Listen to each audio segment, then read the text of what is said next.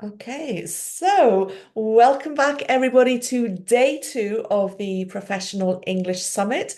It's really, really lovely to see you all again. Just a quick outline of today's schedule for you. At 10 o'clock, we have Hannah, who's going to talk about strategies for when you forget a word. Then at 2 p.m., we have Lucy, and Lucy is going to talk about the connection between listening, pronunciation, and memory. So if you find that it's hard to understand fast spoken English, then today's talk will be for you. And then at 6 p.m., we have Christine, and Christine is going to talk about how you can use your strengths as a multilingual speaker in job interviews. But first of all, we have Hannah Yurk. Now, Hannah is an HR English specialist and the founder of Speak HR. She helps multilingual HR professionals go from hesitant to confident in English meetings so they can speak up, share their expertise, and thrive in global roles. Now, Hannah draws on her own experience living and working across 5 countries and 4 continents. Welcome, Hannah. Thank you so much. Thank you. I'm very, very pleased to be here and to see so many people joining today. It's really fantastic. So, thank you for the introduction, Claire.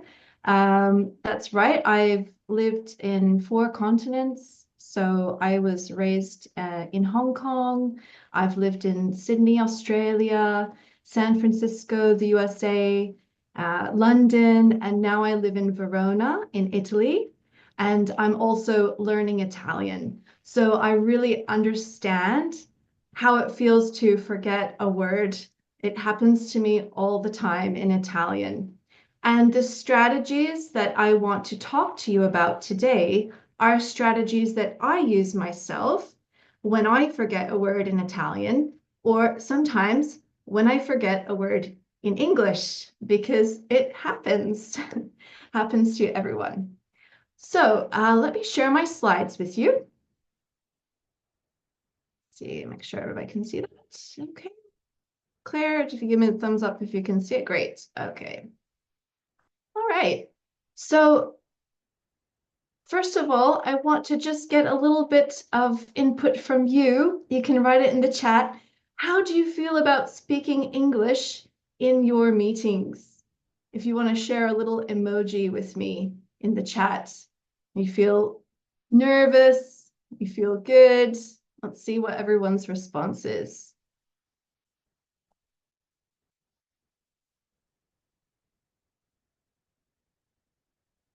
I'll give you a few moments. Okay, we've got some interesting. So we've got some smiles. Some people say you feel shy. Yeah, you can write a word as well if you want, if you don't have to use an emoji. Okay, so very mixed feelings there. Okay, definitely. So my aim for this talk today is to help you to feel a little bit better when you go to speak English in your meetings, because you will know what to do if you forget a word. Okay, so I'll start by talking about the first number one most important thing to remember when you forget a word in your meeting. Then I will talk about 3 strategies you can use. And then if we have time for a Q&A, a question and answer session at the end. Okay, so what is the most important thing to remember when you forget a word? Any ideas you want to share in the chat? What do you think is the most important thing? Not to panic, says Claire. Yes, don't panic. Think of an alternative. Try to find a synonym. Oh, fantastic. Well, you've already got some great techniques. Okay, this can happen to everyone. Go around it. Yes, good. Okay, everyone. Exactly. I'm going to show you how to do that, all right? Okay, this was a reminder that you can ask questions in the chat. So what's the most important thing when you forget a word is to remember we all forget words from time to time, even in our first language. Okay, just remember it doesn't only happen to you, it happens to everyone. So it's okay. It's okay when it happens. The best way to handle the situation is to stay calm, because how we feel inside is going to impact how we respond in the situation. So whether it's take a deep breath, pause, stay calm, and find a way to keep speaking and work around the missing word by explaining it in a different way. Okay, so I'm going to teach you 3 ways we can work around the word, and I call them workarounds. Okay, so if I say this is a workaround, okay, I'm talking about this strategy. All right. So first of all, oh, my screen's done. How do we do this? First of all, it's okay to tell people that you can't think of the word. All right. When you're speaking another language, people know that you're not 100% perfect, that you don't know all the words. Okay. Other English speakers or native English speakers, we are familiar with this situation. We know that other people are speaking English, and sometimes we can help you if you forget a word.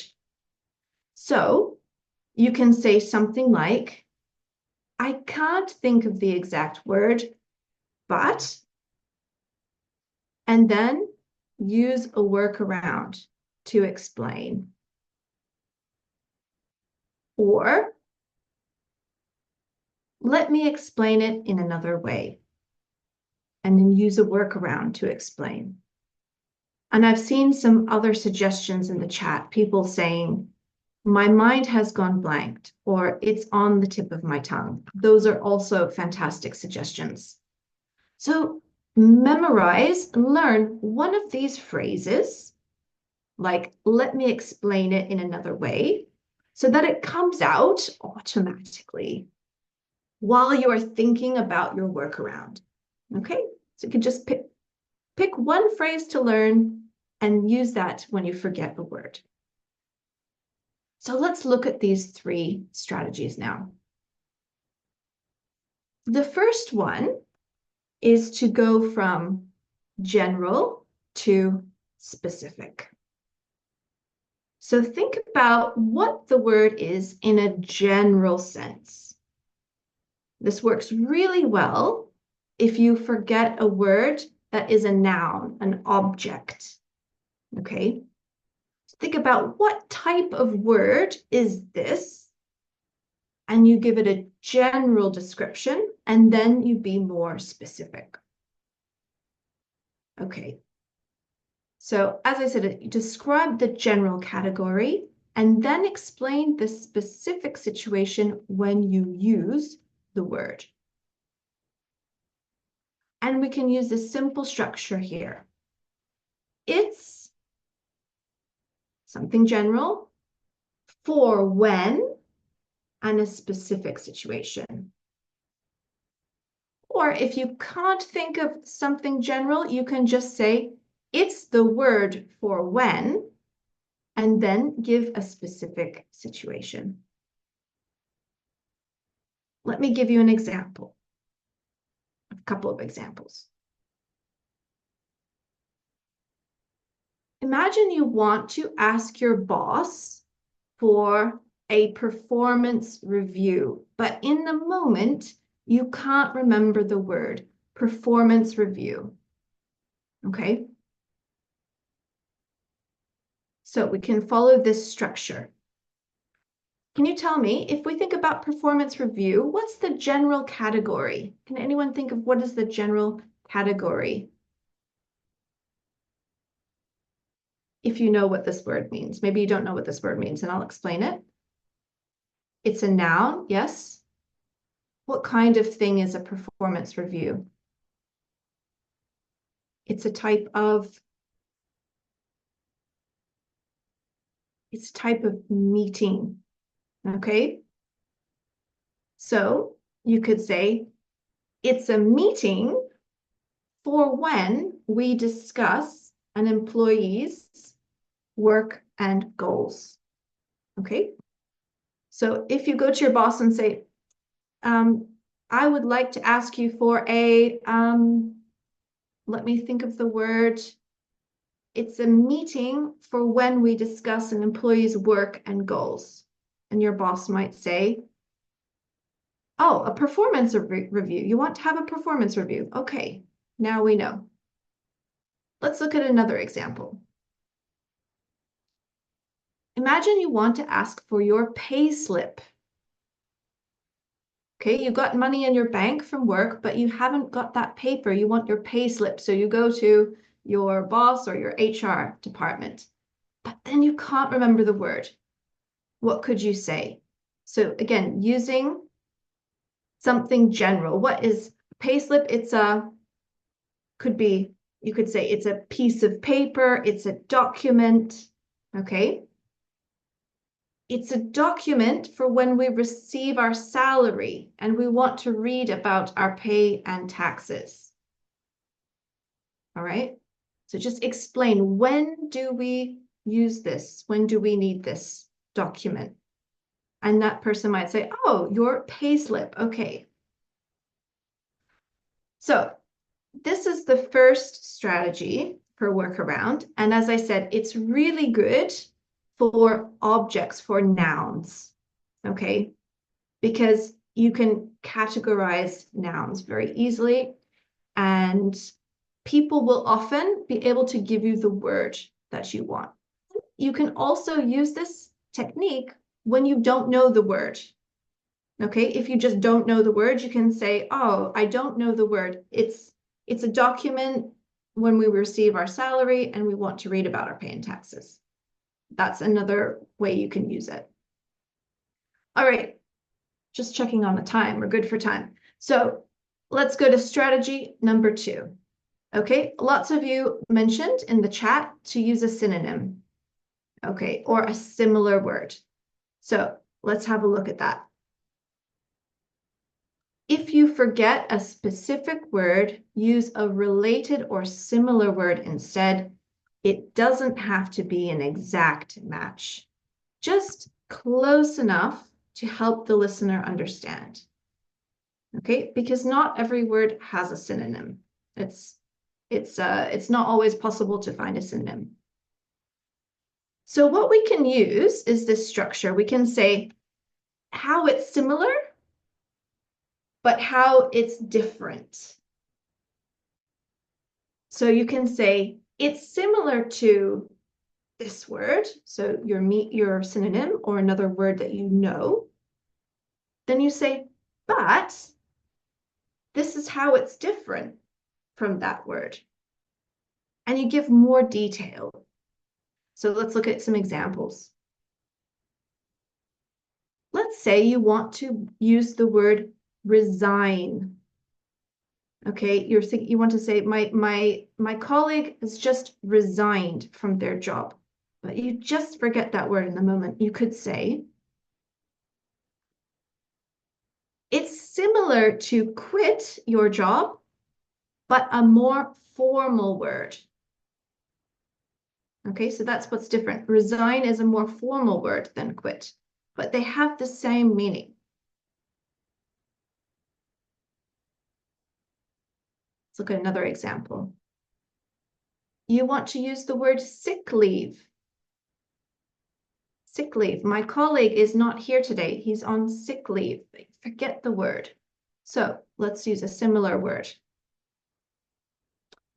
It's similar to a vacation, but it's when you're not feeling well or you're in the hospital.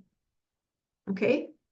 So maybe vacation and sick leave, they're not the same at all. So we want to say it's like a vacation, we're not at work, but it's when you don't feel well or you're at home, you're at the hospital. Okay. So this saying it's similar, but it's different will help the other person to understand more specifically what you want to say. All right. How are we going so far? Everybody, thumbs up here, doing well? Yeah, good. All right. Feel free to write any questions, okay, as we go along. All right. Okay, let's go to the third strategy. The third strategy is when we say we know the opposite word that we want to say, and we simply say it's not the opposite of a word that we know. Okay.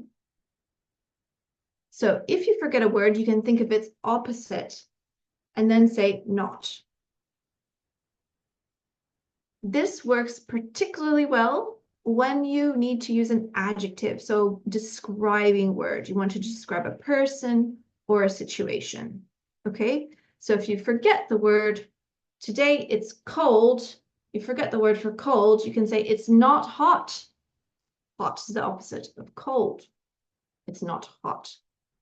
That's a simple one, but let's look at some other professional words that you might forget at work or need to say. Let's say you want to use the word reserved to describe a colleague, reserved. Okay, anyone think of the opposite of reserved? I'm going to share in the chat. If you know the meaning of the word reserved. Opposite could be blunt, direct,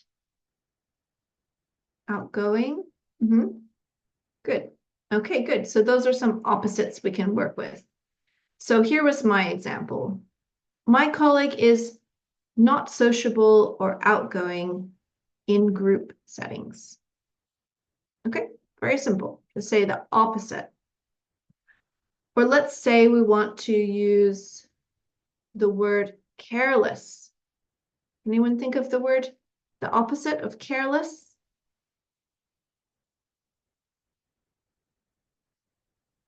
Careful, not careful, good. Take care. All right, good examples. The new employee is not careful with details and not precise. Or you could also say not meticulous, like somebody has said in the chat, right? All right. So they're not careful with details, they're not precise with details. This is a great way of explaining that they are careless when you don't have the word. And I just want to add a little bit about this. It's also really good to use this strategy when you want to be polite or diplomatic, especially when you're working with British or American colleagues. Okay. If you're giving feedback to somebody in a polite way, it's actually often, if you're saying something negative, it's often better to say they're not very and use a positive adjective instead of being really direct and saying a negative adjective, because that can be really critical and too direct for us as a culture, the English-speaking culture. Okay. For example, don't say the meeting was terrible, okay? Because terrible is a really strong word, okay? Even if you feel inside that it was terrible, it's not going to have a good impact on your colleagues, okay? So if you want to give the feedback, you can use the not very with the opposite or similar adjective, such as the meeting was not very efficient, or the meeting was not very interesting, the meeting was not very fast. Okay, you could use other adjectives that are more positive with not very in front of those. Okay, so these are my strategies, and I've actually gone a lot faster than I expected, so that's always good. More time for questions. I usually do the opposite and I take too long. So just to summarize what we've talked about today. So here, if you want to take notes, you can. The first point is so important to stay calm. Remember, it's okay to forget words. It's totally natural. It happens to all of us. Explain the situation. Say, I can't think of the exact word, but, or let me explain it in another way. And then use a workaround. Okay, so just to review those 3 workarounds, can anyone remember the first one? If you've been paying attention and taking notes, and remember the first workaround? I'll give you a clue. It starts with general and then goes to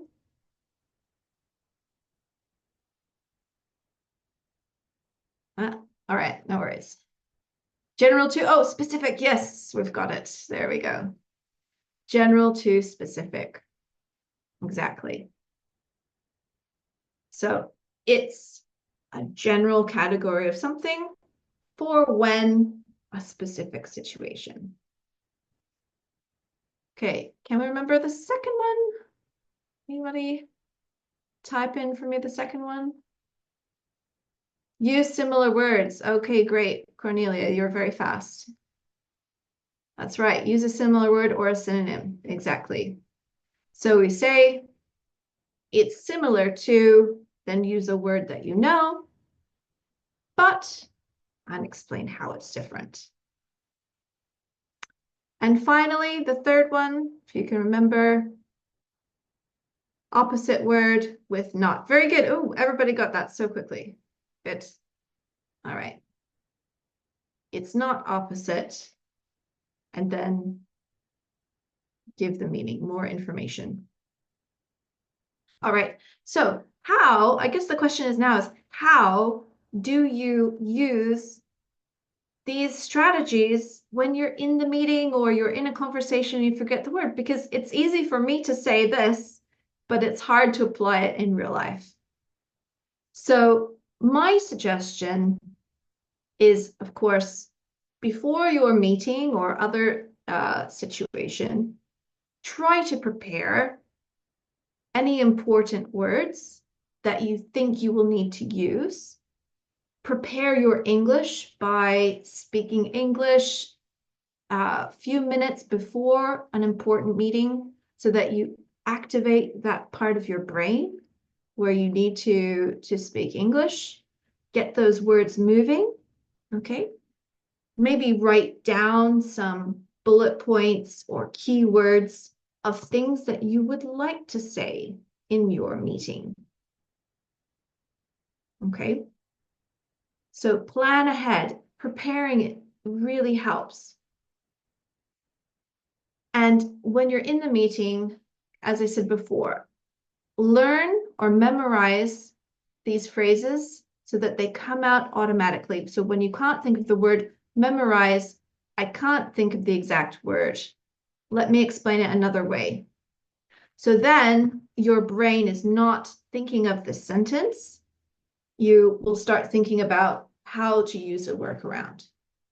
And you can practice these workarounds. Practice them in a low pressure situation, like a conversation with a friend, okay? Maybe you can choose a word and practice using the workaround to explain it in another way and see if your friend can guess the word that you're trying to say. Okay? The more you practice, the more it will become natural and automatic. Okay, so we have 5 minutes left. What's next? I just want to quickly say before we go to questions, I'm on LinkedIn. That's where I hang out. I don't know if any of you are on LinkedIn, but I'd love it if you connect with me on LinkedIn. I'll have to close the slides and put the link into the chat, but you can find me. And of course, I'd love to connect and hear your feedback on the workshop and how you're using these strategies. And if you are somebody who works in HR, I do have a free guide on my LinkedIn, and I'll share the link as well for HR professional phrasebook vocabulary. It's very much about HR, but if that's interesting for you, you can download that free guide and join my newsletter as well. So now we have a few minutes left for any questions, and I'll just stop sharing here so we can go into the chat. Thank you so much, Hannah. Those strategies are so, so helpful. And I love the fact that you say that everybody forgets a word because I know that I do. And that's very important to realize that, just because English might be our first language doesn't mean to say we know all the words all the time. And if you've got questions, by the way, guys, please type them in for Hannah. But I also wanted just to add something to what Hannah was saying that, when you say I've forgotten the words or it's like this, but something else, the only thing that English speakers actually do in terms of feedback is to suggest words or maybe to correct pronunciation. We never correct grammar because we don't know. Most native speakers, unless we're teachers, we don't actually know the grammar because we don't learn English grammar in schools. But what we will do always is to supply a word. It might not be the word that you want, but it's a very natural thing for us to say, it's this, as I'm sure it is for you in your own language as well. If I was speaking your language and I forgot the word for something like, I don't know, something that's on my mind at the moment is my battery has gone dead. What is this? I can say it's something you use for, to give energy to your mouse. You would come up with your words, battery, whatever it is, because we are kind of primed, I think, to help out with vocabulary. So, yes, thank you so much, Hannah. If you have questions for her, please would you put them in the chat? Because I have a question, but I would like to see if you have any questions first. If you just type them in there. I'm just going through the chat. Had lots of really nice answers to your questions, Hannah. Some very quick, very quick replies, which is also really nice. Has anybody got anything they'd like to ask Hannah? Anything that comes to mind? Okay. Well, while we're waiting, I do have a question, Hannah, and it's something that Yeah. you mentioned, which was really helpful, and it's the not very technique for when you want to give feedback, but you don't want to be negative. And you mentioned this thing about cultural differences.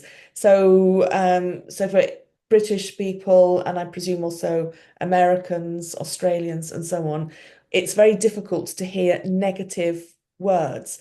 But in other cultures, it's seen as being quite positive to be very clear, I suppose, and to be very direct. So, what sort of techniques would you say to people who think actually it's better to be very direct? How can you help people to sort of like make it a little bit more, I suppose, diplomatic? Well, that's a really good question.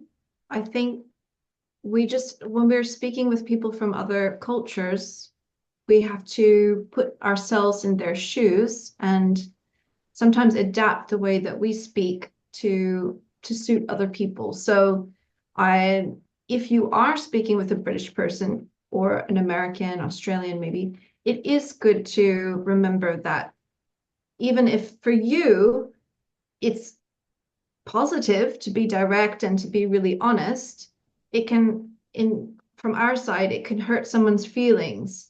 So it's just about being more culturally aware and understanding that. Claire, were you looking for specific examples of language, do you mean? Or Yeah, I think that would, excuse me, I think that would also be quite helpful because you mentioned the word terrible, for example, mm, excuse me, and terrible is obviously a word with very negative sort of connotations, with very negative associations. are there words that you would avoid? For example, if you're giving feedback to a person about their work or their attitude or their timekeeping as a manager, what sort of words would you avoid? Yeah. Okay. I think anything that is personal about somebody that can be personally hurtful. So obviously, I mean, we don't want to say somebody is fat, for example, because that's very, yeah, right. That's very personal and blunt, even if it's true, right? Or somebody's stupid. I mean, anything about that is related to someone's personal, their body, their personality. Definitely, we want to avoid those. So even if somebody smells bad, okay, maybe as a manager you have an employee who smells bad when they come into the office. It could be hurtful to say directly to them, you smell bad, you Mm. stink. Okay, so we want to put that more nicely. And, you know, you could say something like, I've noticed that you smell, or that maybe you don't smell as fresh when you come. You're not so fresh smelling when you come into the office. Are you riding your bicycle from work to work? Have you considered bringing a change of clothes? So we're kind of saying things in a indirect way, so to preserve that person's feelings, because that can be hurtful if somebody's not expecting that, okay? Or if you want to say somebody's very slow at their work, we wouldn't say you're very slow. You're always late when you come to sending me my emails or bringing your work in. You could say something like, "Well, I've noticed that sometimes your work arrives doesn't come on time. It's not very punctual." Okay, so we can use phrases like that, um, describing the opposite situation that we want with a not. You're not very punctual. You could do better. Lovely. Thank you very much. Yeah. So avoiding anything to do with people's physical characteristics or people's personality. Yeah. So yes, to preserve. I like that way, to preserve people's feelings. Now we've had some interesting comments as well. So a comment from Sene. I'm not sure if I am pronouncing your name correctly. Thank you, Sene. In meetings, we often speak to other non-native speakers of English, and we use English as a lingua franca. So we can't really expect them to help us with language when a word escapes us, which is a really interesting point. But then I have a comment from Isabel, why not? Just okay, that's yeah, cool. And then yes, so what would be your take on using English as a lingua franca then? And when other people also don't use English as a first language, can we expect them to help or not? Well, I think we don't have to expect others to help. Our aim is just for mutual understanding. So if your colleague doesn't know the word either, but they understand what you're trying to say, then it's okay. Um, we don't need to always think of the right word, or maybe if their language is not English as a first language, then together you can say, let's search for that word. It would be really helpful for both of us to learn that word, and you can take out your dictionary or translator and look together. Yeah, I like that. I like that emphasis on, it's communication and understanding above knowing the exact right words. So knowing the right words obviously is helpful, but if you don't, it's the understanding which is the essential. We're not aiming Mhm. for perfection. And I think that's a recurring theme of the summit is that we don't have to be perfect, and we certainly don't have to be perfect all the time. Understanding is the main thing. Yeah, lovely. Really nice comment. Thank you so much for raising that one, Sene. Lovely. Does anybody else have any other comments or questions for Hannah? Anything else that you would like to add? Okay, all right. So I'd like to say thank you very much, Hannah, and thank you for these three very, very good strategies. And I particularly also like the sort of like similar but different. That's a really nice way of helping people to understand what you're saying. It's like this but different. Yes, so Catherine saying thank you very much, very useful. Thank you very much for your comments, Catherine. Will we get the slides? Yes. Oh, sorry. You get the recording. I'm not sure about the slides. This is really up to Hannah. Um, if Hannah shares them with me later, then I can send them to you. But that's Hannah's decision. I'm not going to put Hannah on the spot. But That's um, fine. okay, Absolutely Connie, fine. thank you for the very clear presentation. Thank you for speaking slowly. Yes. Yes, some of us, apologies, Connie, because I know I speak really fast. So thank you for a very clear explanation, Hannah. The list is also a good strategy. Isabel, so interesting and useful. Thank you. Thank you for your clear presentation. Yes, thank you so much, Hannah. Thank you also to everyone who came today. Yes, Chomsy, the workaround. I love that. Yes, the use of the word workaround. Um, right. So just to remind everyone, I'll see you hopefully at 2 o'clock for Lucy's talk. But once again, Hannah, thank you so much. Thank you so much for such a clear and detailed explanation and for your strategies. Thank you very much, everyone, and I will see you very soon. Bye for now. Thank you, Hannah, Thank again. Bye you. bye. Bye bye. Bye.